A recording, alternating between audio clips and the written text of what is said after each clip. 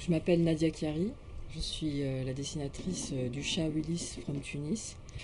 Je chronique l'actualité en Tunisie sur les réseaux sociaux, sur Facebook et Twitter. Tous les jours, je fais un dessin avec ce personnage principal qui est un chat.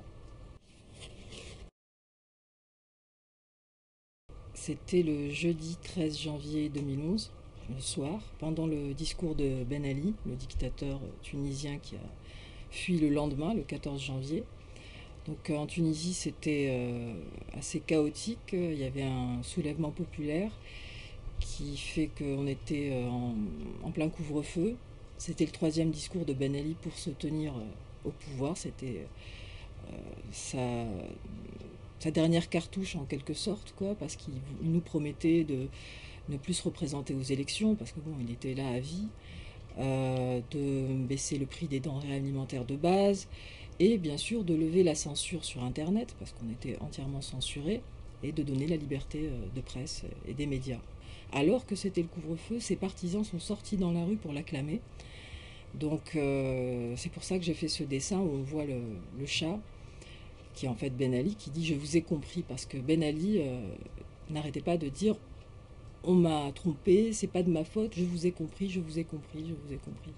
Il n'a rien compris du tout, quoi. Et le fait d'avoir publié ce dessin, de représenter donc les partisans de Ben Ali sous forme de souris qui crient « Ouais, le prix du fromage a baissé, c'est génial, super », et le chat qui les regarde d'un air goguenard « Oui, je vous ai compris », c'est-à-dire il faut juste vous appâter avec des trucs débiles, et voilà, je vais me maintenir au pouvoir comme j'ai toujours fait jusque-là.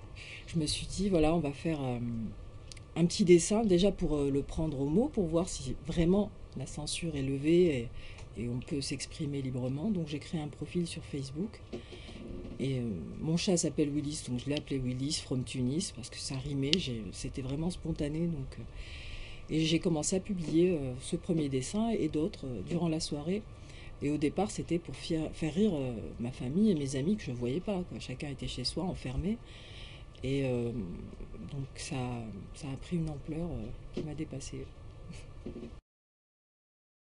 Très souvent, j'ai fait des dessins pour, là aussi, pour faire rire dans les moments où on ne doit pas rigoler, que ce soit avec mes parents, avec mes frères, avec mes amis en classe, à l'école, bien sûr, avec les profs, mais aussi avec mon mari, mes petits copains. À chaque fois que voilà, il y avait une scène de ménage entre guillemets, je tournais ça à la rigolade. Là, l'histoire, c'est voilà, les petits SMS, je t'aime, tu me manques, bisous, etc. Bon, j'aime bien, hein, je dis pas le contraire, mais j'aime bien aussi me marrer. Donc en général, je réponds toujours des choses auxquelles on s'attend pas. Bon là, en l'occurrence, c'est si tu m'aimes vraiment, oublie pas le pain. C'est plus dans l'état d'esprit, bon, les mots c'est bien joli, parole et parole, mais le concret, nous on veut du pain, c'est tout. Donc, j'ai fait toute une petite série justement d'histoires de couple qui, je sais pas comment ça va s'intituler, mais la chute à chaque fois c'est salope. Donc ce dessin, je l'ai fait en mars 2012, donc il y a un mois. J'y tiens particulièrement parce que c'est un dessin qui représente le cycle du pouvoir. Sous Ben Ali, on avait justement des éléments qui ont fait qu'il a dégagé. Il y a eu des élections en octobre 2011 où on a élu une assemblée constituante qui est censée rédiger la future constitution en Tunisie. Et donc le parti qui a eu une majorité relative aux élections, c'est le parti Ennahda, donc le parti islamiste. Ils refont un peu les mêmes erreurs du passé. Donc j'ai fait ce cadran de montre qui commence par dégage et qui finit par dégage, donc automatiquement.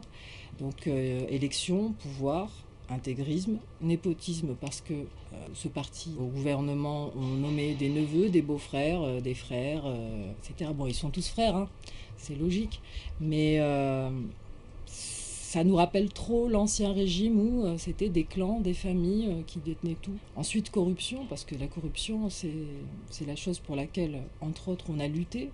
La révolution a été faite contre la corruption. Donc en fait, ce dessin, quand je l'ai fait en mars, on était à dégage -20, c'est-à-dire entre népotisme et corruption. Et entre-temps, il y a eu donc des procès contre des blogueurs, des facebookers pour des images à caractère blasphématoire, pornographique, etc. Donc là, on est arrivé au stade censure, d'autant plus que là, cette semaine, au niveau du gouvernement, ils veulent monter une sorte d'équipe qui va sécuriser Internet. Sécuriser Internet, je ne sais pas ce que ça veut dire. Et ensuite, on passe à oppression. Et l'oppression, c'est ce qu'on a vécu donc cette semaine, le 9 avril 2012. Le 9 avril en Tunisie, c'est le jour où on rend hommage aux martyrs de 1938. On a failli devenir nous-mêmes des martyrs parce que c'était une pluie de lacrymogènes et de matraques et de coups de bâton. Et donc malheureusement, ce cycle, s'il se perpétue, on va aboutir à une grogne populaire et un ras-le-bol. Donc voilà, ce dessin-là, je l'ai fait juste comme une sorte de mise en garde. C'est pour ça que le chat dit tic-tac, tic-tac, le temps tourne. Ne refaisons pas les mêmes erreurs, quoi. Courageux, je ne sais pas. Je pense que je suis plutôt inconsciente, mais depuis la Révolution en Tunisie, tout le monde s'exprime à travers les réseaux sociaux. Tout le monde parle et librement. Donc je pense que ça va être très difficile de nous mettre tous en prison. Donc j'en profite pour faire passer tous mes messages. Alors bien évidemment, il y a des conséquences quand je publie un dessin qui va choquer. Par exemple, celui-là, je représente un salafiste comme la créature de Frankenstein, en disant, voilà, quel monstre avez-vous engendré, docteur Frankenstein Tunisia. En plus, avec la cicatrice, enfin la calotte, voilà, comme s'il avait été, il y avait le cerveau manipulé forcément, et qui marche comme un automate. Donc, c'est me moquer des salafistes, et se moquer des salafistes, c'est pas recommandé en général, parce que la réponse est immédiate. Donc bon, pour le moment, ça va, hein, j'ai pas de soucis. J'ai beaucoup d'insultes, de menaces, mais c'est pas... Après, on n'est jamais à l'abri d'un allumé, mais bon, pour le moment, ça va. Donc s'attaquer à l'intégrisme, c'est toujours dangereux parce que justement, c'est de l'intégrisme. Il n'y a pas de quartier, quoi. La révolution, ça a été une révolution personnelle, artistique, totale et absolue. Parce que avant la révolution, je dessinais, je peignais, je faisais des expos. Mais on ne pouvait pas parler de ce qui se passait. De toute manière, on ne pouvait aborder aucun sujet. Si on parlait du pouvoir, forcément, on avait des soucis. Si on parlait de l'économie, on parlait automatiquement de Ben Ali. Si on parlait de l'agriculture, ben, ça ne marche pas, donc c'est automatiquement parler de Ben Ali. On ne pouvait aborder aucun sujet sans toucher au pouvoir et sans se faire taper dessus. Donc, du jour au lendemain, on a été totalement libre de s'exprimer, de critiquer le pouvoir. Pour moi, c'est une des seules vraies victoire concrète de la Révolution, c'est la liberté d'expression.